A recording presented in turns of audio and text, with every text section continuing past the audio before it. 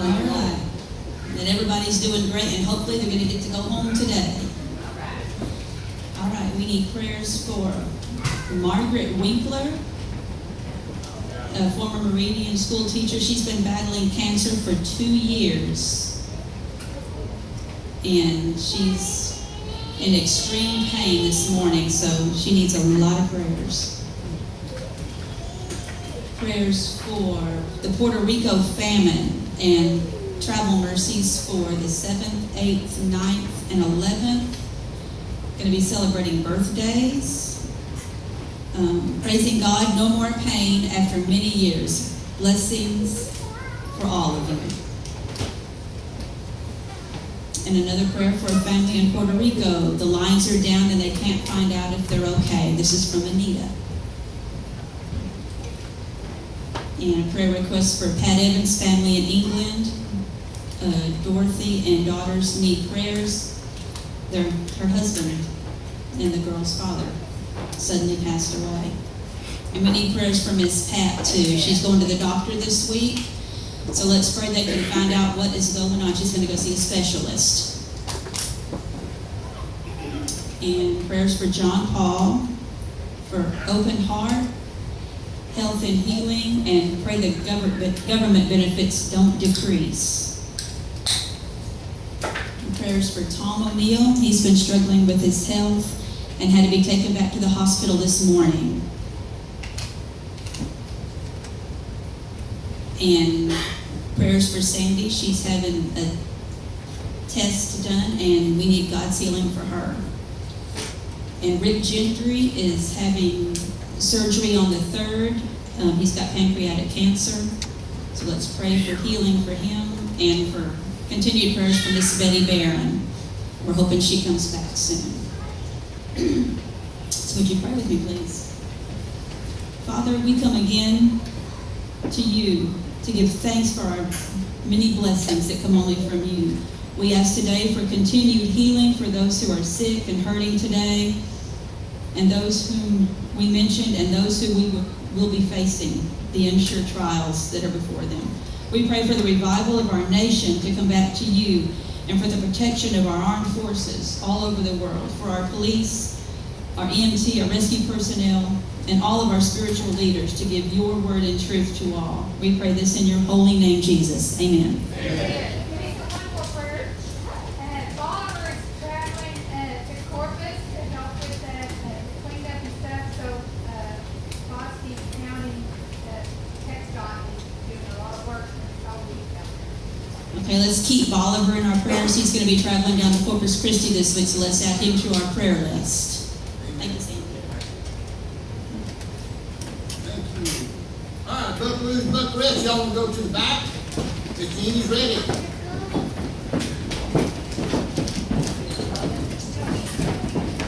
Let's be the weather, they moving slow today.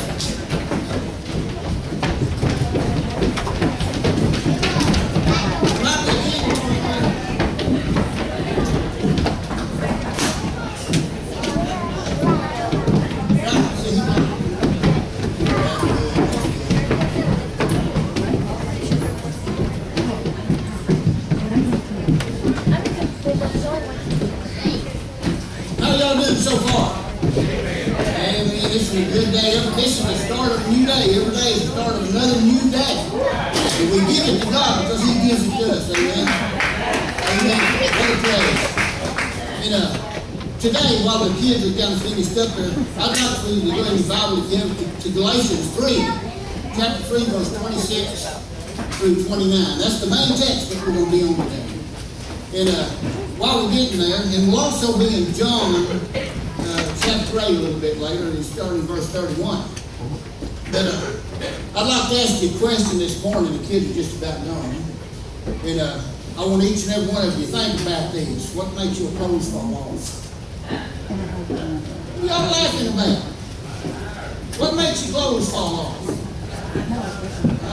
You don't have to answer that laugh. We're going to get into the text for this. You wonder, where is he going with this morning? Look at your Bible in Galatians 3, 26, 29. I We'll get that just then. I'm going to read the verse. It says, "You are all sons of God through faith in Jesus Christ. For all of you who were baptized into Christ have clothed yourself with Christ." That's where we're going after a while. You thought it was going to be something different, didn't you? No. Huh? You never know. Well, I'm going to tell y'all, cowboys, and I is one, and very proud to say that, they sometimes get a pretty bad rap for not having style or not being fashionable. Or, we think we are, but I think the world may look different because I don't think it's true what they say. We have as much style as anybody else. And from the hat styles, look at mine. We're looking at different hat styles. I look out here and I see different creases, different size. We have felt straws, palm leaf hats, 4-inch brims, 5-inch brims. To each their own. The cattleman crease, kind of like what this has got. The puncher crease has got the round top. The Gus crease you see in an old lonesome dove. Every man that wears a hat, he likes to have some style and charisma on his head. And you have the taco crease, that's when it's straight up like this. And then you have the flat brim crease, like, Billy Jack in the old movie. That may be before some of y'all's time. Yeah. It was.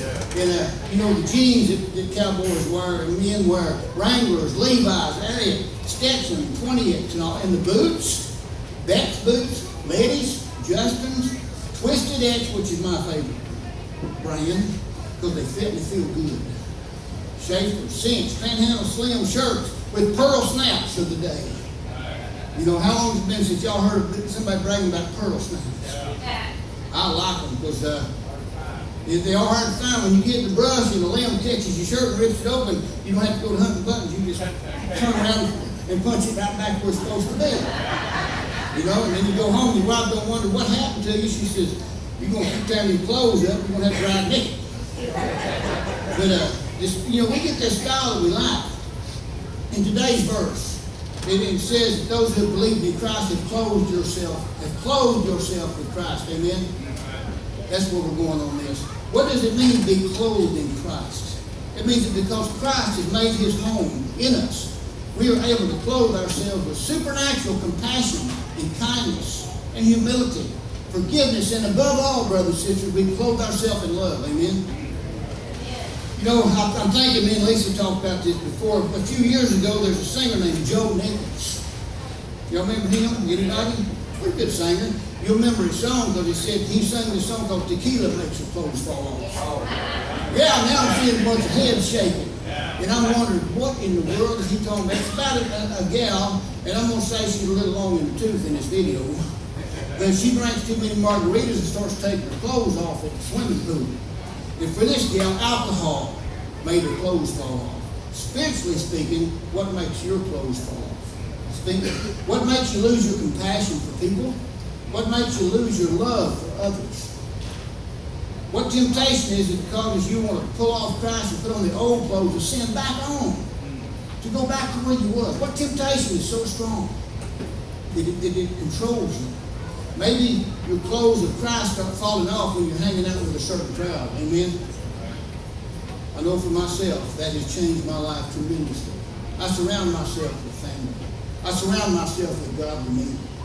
And I'm going to minister to those who are not as fortunate, as blessed as myself, to know Jesus Christ. If you're truly saved, you have the power in Christ to not lose your spiritual clothes. What draws us all to each other? Have you thought about this? We come to church every Sunday. We come to the house of God every Sunday. But what draws us all together? Right. It's like we have something in common. Amen? Now I'm going to give you a few things here that really, this is in my heart. The common interest. It could be our jobs. Salesmen. There are salesmen in here. Farmers and ranchers both in here. That draws us together. We have a common bond. Teachers. We have many teachers in here. And it could be a hobby that draws us together. Fishing, hunting, basketball, TV programs. I ain't going to get into football because that's another thing. Yeah, that's right. In today's times. But we have those things in common. And it could be the lifestyle. For me, I like ranching, I like farming, that's where I grew up. And I love to be associating with people that have that same interest as I do. And we have kids the same age, that brings us together. That's a comparison. when it comes to Christians, we're so good at fellowship and loving each other and caring for each other, we have something extremely powerful in common with each other. Amen? Love in our Lord. A few months ago, we had what we call a pastor gathering. We have one every month, about nearly a month ago. And the one will be here on the 19th. We have pastors from 7 different churches. And some of their elders that come here, or we go to that church, and we discuss. We talk about Jesus Christ. We talk about where our churches are going. What needs to be brought into the church. What needs to be shared in ministry throughout the county, throughout the world. We talk about these things. And after we had dinner one day, I went over where some of the boys were sitting at the table talking. I talked to Danny Bride. He's kind of a head honcho who's putting that together. He's from the Soldiers of the Cross Church down toward Belton. We was talking about stories and that we had in common. He said, "Taylor, you cowboying much anymore?" And I said, "No, I'm not day working like I used to be. The church has really got me where I want to be. If I have to scratch an itch, I'm fortunate and blessed to be able to get a horseback and do something somewhere with somebody. But my main thing is now in the church, being here with my family." He said, "You know what? We sure have something in common. That's the Lord." And we all have this, brothers and sisters. We all have it. We see each other, me and Danny and the boys, several times. Powering off. And always, we start in the middle and finish talking about Jesus Christ in our lives. We have Christ in common, a mutual friend. A mutual friend. A mutual master. Amen? He draws us to himself and he draws us to each other. And because of his love, we reach out to others, regardless of who they are. Don't matter. Amen? Galatians. Our passage today is our common ground as believers and followers in Christ. I want to read again Galatians 3:26 through 29. "You are all sons of God through faith in Jesus Christ. For all of you who were baptized into Christ have clothed yourself with Christ.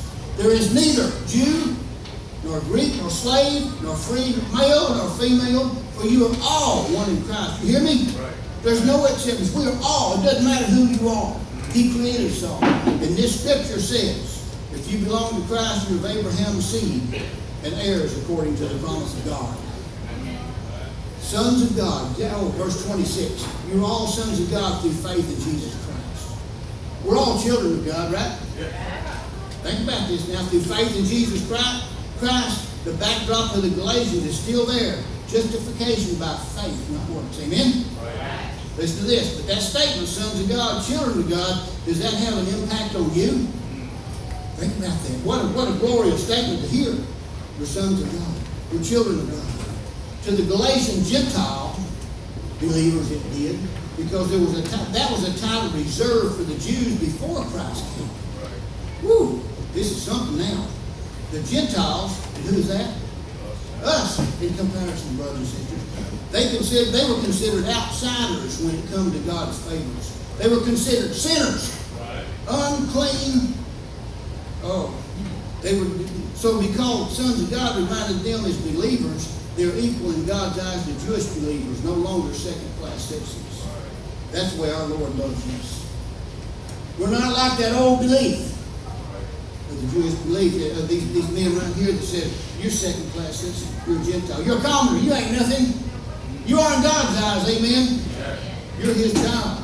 Well, what about us today being called the sons of God, children of God? It has an impact on us today. It helps to contrast the title sons of God with what we were before our adoption in Jesus Christ. Before in our old life, amen? Are you where you was?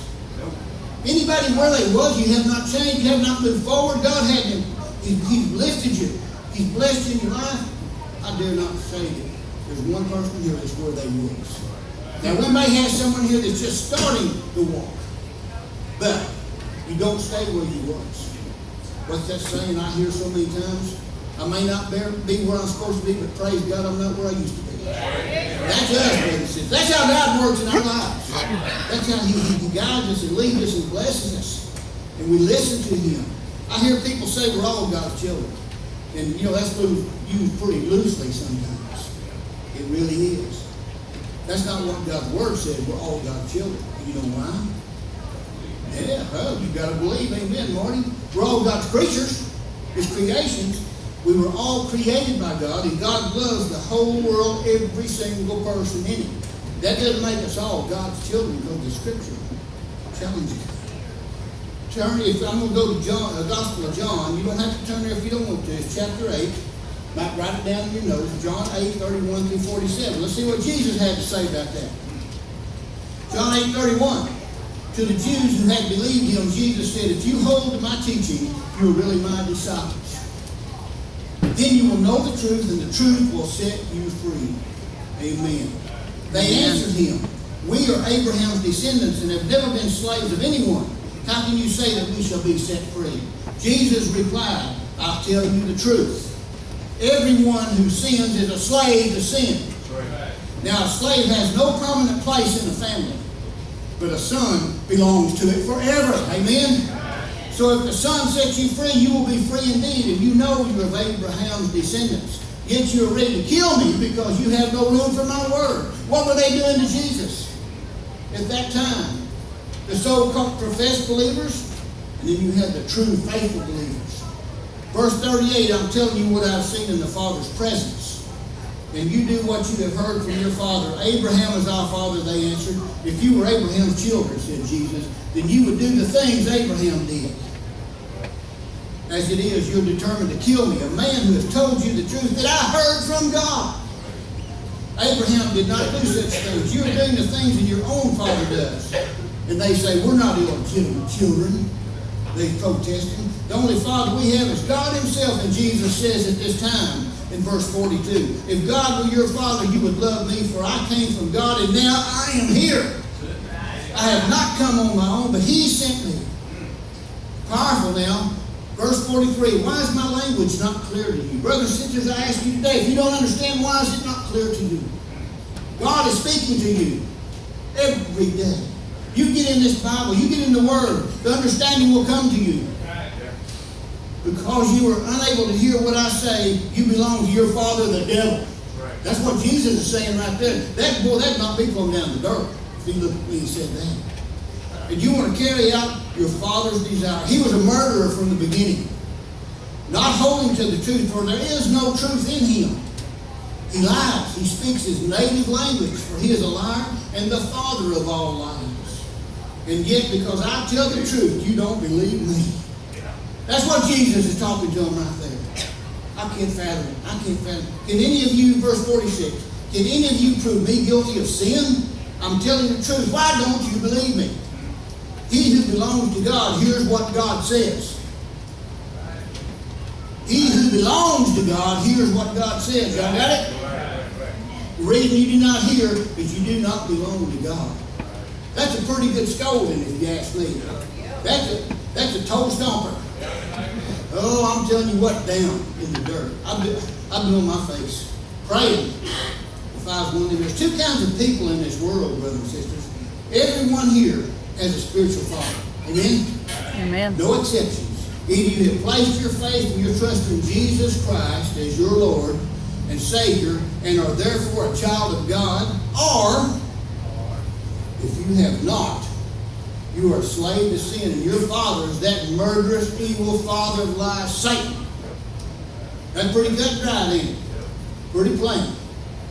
That's a harsh reality, but speaking to all who have reached the age of accountability before God, which is everyone sitting in here right now, every single one of us, it's either who you are now or who you once were. Have you moved? You progressed? Are you walking in God's Word? When you think about it like that, being called a child of God is pretty amazing, isn't it? Amen. If you belong to God, God wants to see yourself as His child. He wants you to recognize your status as family member. Amen. And I'm going to listen to y'all, no matter what happens in this life, in your life, on this earth, they can take everything away from you, but never your identity as a child of Christ. The world now, the world can try to hold you down. They can take your land, your house, and everything that's in your house. All that stuff. The end times are coming. This is prophesied. The world wants to destroy you. The world wants to destroy us. They can do all this. They can ridicule you for who you are, what you believe in. They can take it all. They can even take your physical life. That scares some people. It does not scare me. We're going to die sometime. That's inevitable. But I want to die as a child of Christ. Amen? I want to know that I'm going to be with my Lord and Savior, Jesus Christ, when I leave this temporary home. And I'm going to live for Him. If you have a relationship with Jesus, you have everything you'll ever need, brothers and sisters. You'll have it all. You'll have the most important thing that can be gotten in this life. Your eternal salvation. Amen? Amen. Your identity as a child of God. He wants you to recognize the status to being of other believers also. Listen to me now. You're all sons of God through faith in Jesus Christ. Amen? Verse 27, he goes on to describe with more what it means to be sons of God. Now, clothed in Christ. Verse 27, for all of you who were baptized in Christ and have clothed yourself with Christ, Paul takes us back in our memories to the time when we were baptized. You remember? Do y'all remember when you were baptized, all that you have been? Many of us here today have been. For some of us, it hadn't been that long ago, and for some, it's been quite a while. Amen? But it's something that we will never forget. I'll never forget being my family. When we got baptized years ago, when the girls got baptized, we were baptized together as a family in the creek. I'll tell you what, you remember that feeling, how you feel exhilarated? Woo, I wanted to jump up and just do the happy dance and give it all to God. When you came up out of that water, you were supercharged. Absolutely, brand new. And some of us have had family and friends around us, and they cheered for us when we went down in the water. That miracle has been witnessed here. We have baptisms here. They cheered for us because what happened inside of us, amen? We know baptism is something that we do to tell everyone around us about something that's already happened in our hearts. That we've given up our old way of life. That we have died to our old self. And we have met in person someone who makes us want to give up our old life, amen? Because what He offers us is so much better. We're so much better off. We're a brand new creation. I don't hear no amens on that. We're a brand new creation. Amen. We're born again to a new life. And a new life lives for Jesus. Amen. In Romans chapter 6, Paul talks about how our baptism identifies us with Christ. In Romans chapter 6, how we are buried with Jesus, baptized into death. That our old sin self, our old nasty person, is crucified on the cross with Jesus. And if we share His death, what else do we share? Eternal life with Him. Our identification with a resurrected Christ. We're renewed, reborn, and a new person, no longer a slave to sin, set free. Amen? And in that same way, we take off our old wet clothes after our baptism. We put on clean, fresh clothes. Now you get where I come from in the very beginning of this? We shed off our old sinful self. The self-centeredness that binds us to sin, that ungodly appetite for the world. And we put on Christ Himself. We are clothed with Christ. Amen? Clothed in His righteousness, clothed in His purity, and clothed in His perfection. Woo! I'm liking this now. I can feel it. Well, I'm slipping on them good garments. Them new garments for the Lord. And I'm going to tell you about this story about an old country preacher. I always like to country preacher stories. Because they started out once upon a time in a place far, far away.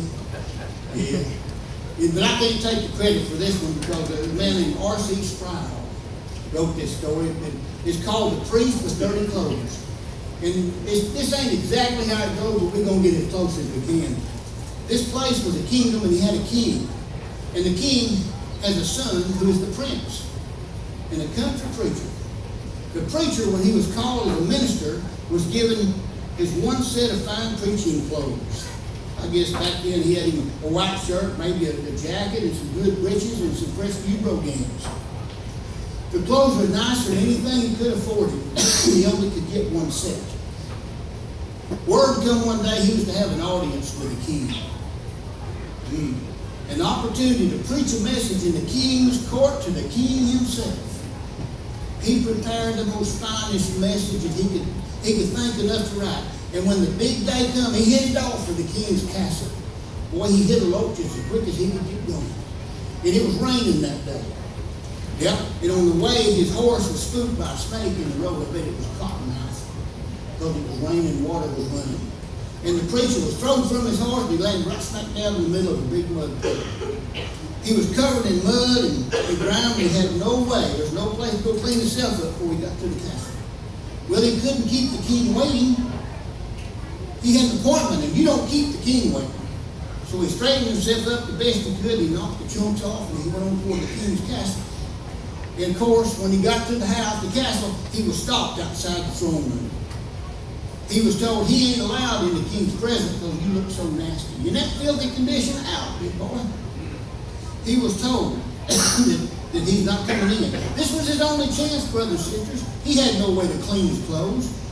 He only got the one set, and they was beyond any hope of tying or pull off or anything else. They was nasty. There was nothing he could do, so he was taken down a hallway to another room. And he wondered what would happen to him now. The king don't take no shows very loud. Would he be put in prison? Would he be killed? Because he couldn't do it. Well, they took him to a room, and he realized he was in a chamber of the prince, and his heart was pounding. Oh, my goodness. Would the prince judge him? Would he meet his fate right here? Would he ever see his family again? Well, the prince came toward him, taking off his own royal robe. Here, put these on. You're expected before the king in a few minutes. The prince traded clothes with the preacher, and they went together to see the king. The preacher was accepted in the court, well received, treated like royalty because he had put on the clothes of the prince. The prince was still the prince. He'll always be royalty, but he can easily overcome the preacher's dirty clothes. This is a picture of what Jesus does for us. Amen? This is a picture of what Jesus, the prince, does for each and every one of us. The story is based on the high priest Joshua in Zechariah 33. Standing before the angel of the Lord, Jesus in filthy clothes. See, I have taken away your sin, and I will put rich garments on you. We are clothed in Christ. We take off our old self. We put on Christ. God sees the righteousness in Christ, but he looks at us. We are all equally filthy in our sinfulness when we stand before him on our own merit. We are equally clothed in Christ after we trust him as our Savior. Christ is the great equalizer. He puts us all on the same level. We are one in Christ, brothers and sisters. Amen? One in Christ. In Galatians 3, verse 28, there is neither Jew nor Greek, slave nor free, male or female, for you are all one in Christ Jesus. In the world of our daily lives, there's many things that separate people and mark them as different from each other.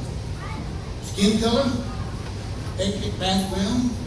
I have a little Dutch heritage on my daddy's side, a little Welsh, a little American Indian, Cherokee on my mama's side. People from Africa look different from people from Europe. Amen?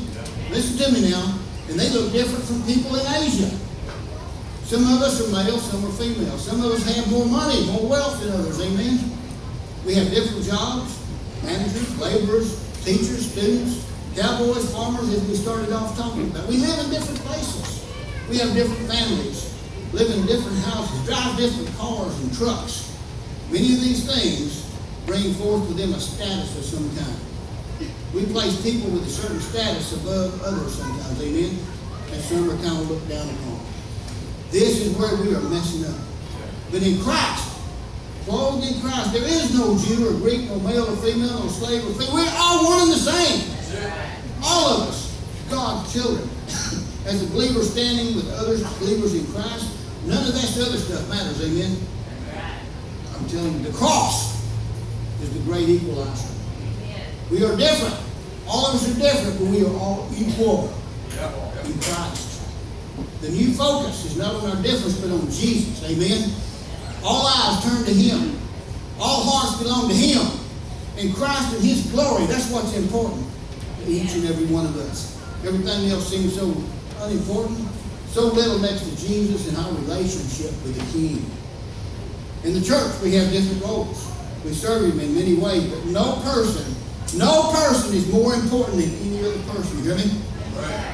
We're all part of a body, the body of Christ. Each part has its own function. Each has his or her own role. And we work together. We serve God. We work together. We need every part of the working body. Amen? Every part to come together. No one higher or lower than the other.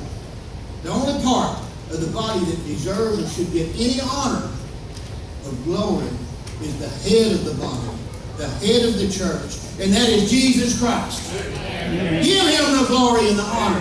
That's our God. He deserves that. Amen. We're all one in Christ. We're all his heirs. Hallelujah. Verse 29. If you belong to Christ, you're of Abraham's seed and heirs according to the promise. Now, all the social barriers and prejudices that exist in the world are torn down, smashed on the rock of God's love. Amen? That's what I'm talking about. I'm going to close with something right here. You may have heard a story from the 60s when a young man with a peace sign, t-shirt, jeans with holes in them, barefooted, walked into the church one morning. Everyone was in their Sunday best and the pews was plumb full. The young man walked down the center of the aisle looking for a place to sit down. And as he went, people's eyes followed him. You ever notice that? Everybody was looking at him, wondering what he's going to do. This strange young fellow that walked into our church. Since every seat was full, he come right to the front, in front of the pulpit, and he just hunkered right down on the floor. He sat cross-legged right in front. All eyes was on him, and people wondered what's going to happen next. Well, one of the deacons, an older man with a nice pinstripe suit, started down the aisle toward this young man sitting cross-legged on the floor. Everybody knew what's going to happen. He'd asked this young man to get up and leave. After all, he didn't have no shoes on. His hair was a stinking mess. He looked as though he hadn't had a bath or a shower in days. And they were thinking, we can't have this kind of distraction in our church. The old deacon walked real slow. He used a cane because his arthritis was in his knees. I can attest to that. He got to the front and slowly he knelt down. I can do that too. But then he sat next to the young man with the long hair so that young man would not be the only one on the floor. Amen. Several others. Amen. Give him glory. Several others. Now, then joined him on the floor. And there was not a dry eye in the church. As they stood up to sing a hymn, the level of worship was up to notch for that one Christian act of the old deacon coming down. Amen. How many Christian acts we got in us? It's not by it. We can do it now. I'm telling you, God's sending us out. Amen. The church is a place for love and acceptance for everyone who walks through them doors right there. Anybody who walks through the doors, welcome here no matter what. And if someone walks in as a visitor, we don't tell them you sitting in my seat. That ain't going to happen down here. We all monitors of that. We make room for them, amen? We welcome them, make them feel that they belong here. That's what I'm so proud and humble with Bosque County Cowboy Church. We have love in this church. We don't look on somebody as nasty and bad and not worthy. We're all worthy. You may not think you are, but God does. And we'll share that with you. God draws them here. And they belong here. We belong here. God's love and acceptance does not stay here either when we leave here. Amen? It don't stay when we walk out them doors, brothers and sisters. How do you react when you meet someone outside? How do you react when you go to town? Businesses that you take care of? Just business, social, the cafe? I'm going to tell you something. Me and my wife have started, and many members of the church have really started this now. I can go to Abilene, go to Johnny's, go to barbecue joints, go to Golden Corral in Waco. But one thing I do when that waitress comes up and talks to us, it's yes ma'am, no ma'am, make her feel good. And then whenever she brings us our food, immediately I say, ma'am, sir, before you leave, would you pray with us over this food? That's a start. And I've never been refused, ever. And that waitress or waiter, they look up at me and they go, thank you for letting me be a part of it. That's where we're going with this. That's what we need to do as God's children. Get out and minister Him to others. Amen? If you don't have a relationship with Jesus, we still have something amazingly in common. God loves you as much as He loves me. The only difference between a believer and someone who is lost is the response to the gospel. What you going to do God loves every single person here today. Amen? He died on that cross to pay for the sins of every single person here today. Amen? Those who accept the payment ask Jesus to forgive their sins, repent, and live their life for Him. Transformed by the grace of God, renewed, reborn as children of God. The gift of eternal life, brothers and sisters, is free. But you have to ask Him. You have to ask Him. And then allow Him, the Holy Spirit, to live in you. Let's go to the Lord in prayer. Father, thank you for this message today. Thank you for the excitement of the Holy Spirit here in us today. Thank you, Father, for your love and your forgiveness. Father, this message needs to be given out. This message needs to be shared. I pray in your name, Jesus, that we can carry this on. We can live by example as the light. Father, there's someone here today that isn't quite stepped over the line yet. There's someone here today that's hurting. Someone who has not taken in you as a Savior, a King, and Master. For that person, no person's here today, pray this prayer with me with every head bowed and every eyes closed. You don't have to pray out loud, or you can pray out loud. But if you need Jesus as your Savior today, repeat this prayer with me. Father, I'm a sinner. I'm a sinner. I will not live this way anymore. Jesus, I know that you came here. Jesus, I believe that you came to this earth as a mortal human being for me. God in the flesh.